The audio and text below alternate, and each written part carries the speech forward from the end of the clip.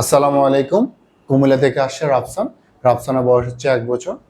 রাফসান দীর্ঘদিন যাবৎ অসুস্থ ছিল, খিঁচুনি ছিল।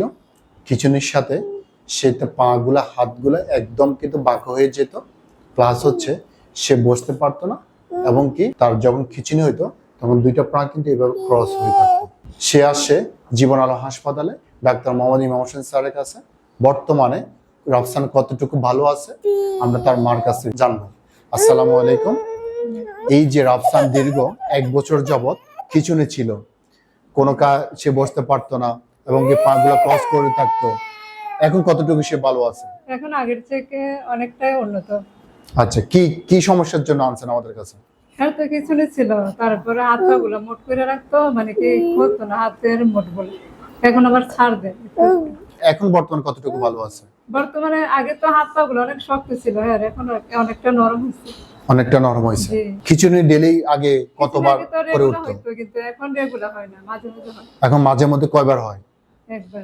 একবার হয়। আগে কতবার উঠতো? আগে ঘুম থেকে উঠলে হইতো, তারপরে এমনি পা গুলো কাঁপতো। মানে ডেলি কতবার?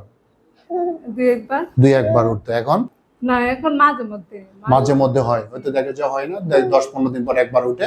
আগে যেখানে ঘুম থেকে উঠে সাথে সাথে খিঁচুনি হইতো, সেখানে এখন 15 দিন পর 10 দিন পর একবার উঠে। এই যে রাফসান দীর্ঘ 1 বছর অনেক অসুস্থতা ছিল, অনেক কষ্ট করেছে রাফসানের মা। তা আমরা রাফসানের জন্য দোয়া করি, রাফসান যেন তার হাত যেটা পা দিয়ে ক্রস করে থাকে সেটা যেন তাড়াতাড়ি সুস্থ হয়ে যায়, যেটা খিচুড়ি সেটা যেন তাড়াতাড়ি সুস্থ হয়ে যায়। সুস্থ হয়ে সে যেন সুন্দরভাবে একটা সুস্থ বাচ্চার মতন সে যেন খুব দ্রুত দৌড়তে পারে, হাঁটতে পারে, হাসি খুশি খাইতে পারে। এটাই রাফসানের জন্য দোয়া করে। আসসালামু আলাইকুম।